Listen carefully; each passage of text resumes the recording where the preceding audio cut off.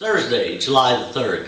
Lake level is a little under 917. It's come down a couple inches since last week. They haven't been doing very much generation at all. What generation they've been doing has been late at night or wee hours of the morning. Water temperature, it actually got pretty cold last night. It was cool on the water this morning, but water temperature's cooled down a little bit. It was like 82 degrees when I put it in this morning. Now, a lot of the same patterns as what we talked about last week as far as the drop shot and football jig. A lot of that stuff's going to be kind of the same for the next 6 or 8 weeks. The fish are in a good summertime pattern. A lot of them being caught on drop shots on main lake flat points, and what we're looking for on them flat points where they got a channel coming up on one side or the other. Some, in the morning they're 28 to 30 foot, and they'll get out as deep as 45 or 50. Some have been on the bottom. Some of them you got to get off the edge of the roll-off where you might be in 50 or 60 foot, but the fish are anywhere from 35 to 45. And as far as on the football jig, it seems to be the best deal is the key on the conservation brush piles. And if you don't know where them conservation brush piles are, there's a link on our website that'll bring you to the Missouri Conservation site, which you just go to the fish habitat and you can download there's like 1,500 waypoints. You can download them onto an SD card and then put that into your unit to upload all the brush piles and stuff on Table Rock Lake. Now, as far as, up in the river, the best drop shot bite, I think, is in the dam area, Kimberling City, Baxter, and up around Campbell Point. Now, I was up in the mid-James today, and it seems like you get above Ants Creek, and the drop shot bites, not near as good. I'm seeing a lot of fish up there, and, as I am down lake, a lot of times it's not hard finding the fish. It's hard sometimes finding some that'll bite, but whenever you get one to bite, you'll get 4 or 5. And it seems like, don't stay in one spot very long if you're not getting bit. You got to kind of move around quite a bit, and it doesn't hurt if you found fish in an area but you didn't get bit. Come back in an hour or two and try it again.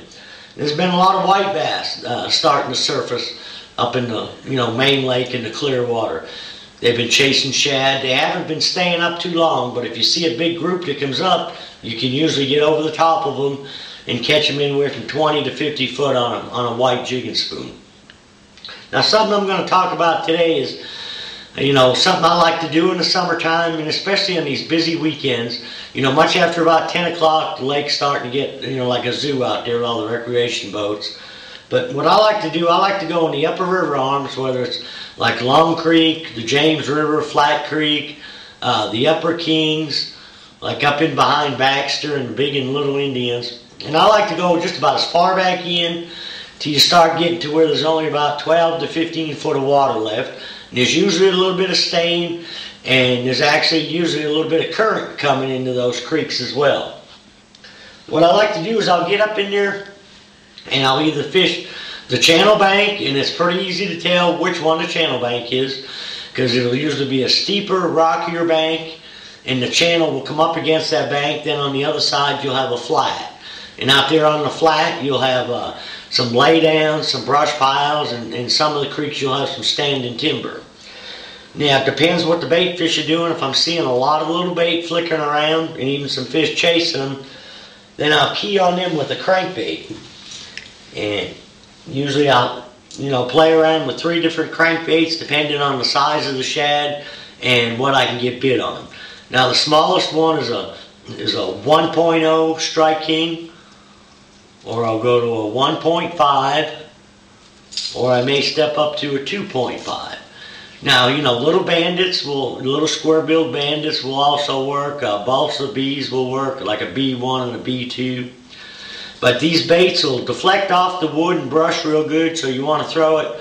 I usually try to hit the outside edges of it, then I'll crash it right through the middle of it. Most of these square bills will come through that pretty good. Sometimes on them brush piles, you'll have to hit them, several casts, 8, 10, 12 casts into a piece of brush or a log, and you want to kind of mill around it, hit it from different angles. Sometimes it takes just a certain angle to trigger the fish.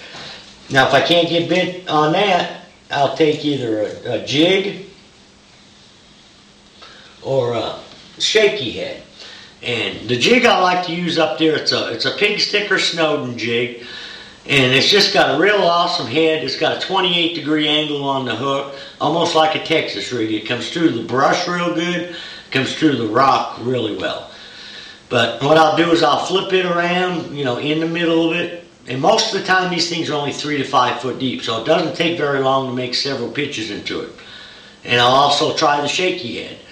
Now that's on the flatter stuff. If I don't get bit on the flatter stuff where the visible brush is, I'll go over to the channel bank and fish the rock. Usually if there's any kind of wood on, you know, laying down on that channel bank, I'll throw the crankbait by it. Then I'll pick up a shaky head or the jig. And the shaky head I usually like to throw a 3/16 ounce and either a Zoom, you know, 4-inch Zoom finesse worm, or this here I've got a 6-inch Zoom trick worm, watermelon red. But any of the green pumpkin, watermelon candies, watermelon red will work well. The good thing about up there this time of year, you're not going to see any wave runners, you're not going to see any ski boats. If you do see anybody, it's just going to be another fishing boat. And usually the hotter the water gets back in these upper creeks, the more active the shad and the fish get. Like I say, there's always a little current, so you know there's no thermocline up there, so the fish stay shallow up in those areas. Now if you back out a little bit, you know, come further up the rivers till you get to where the humps and the drops are, the most consistent bite up there has been either a big worm, 9 or 10-inch worm, or a 5/8 or 3/4 ounce football jig. Now if I'm around largemouth, catching a largemouth, I'll use a little bit bigger profile trailer. On this one here, I've got a Denny Brower or Strike King Rage Craw. I've got the full bait on there. Sometimes I'll take and, you know, chop it down and make a little smaller profile, or I'll just use a baby Rage Craw. You know, I want something that's got twin tails on it, where it's got a little bit of action in it. Seems like when the water gets a little hotter, whenever they get on that big worm, a bigger jig will work better. But if you're down lake fishing in the clear water, a lot of times the smaller profile bait with the smaller trailer will work a little bit better. A lot of the colors I'm throwing is like a watermelon candy, a XXX. One that's been working good for me up the river is this is a watermelon with red flake.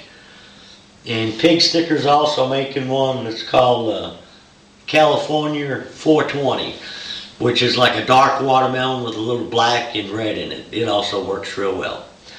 But, you know, like I say, most of the patterns are going to stay the same throughout the summer.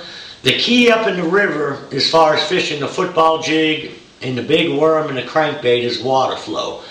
And you can go to go to our website, and there's a link there where it says lake levels, and you can check out the generation, or there's even a phone number that you can call to see what the projected generation is for the next day. Whenever there's water flow going, you're a lot more apt to catch them on a deep diving crankbait, and they'll stack up a little bit better on the downside of them drops and ledges.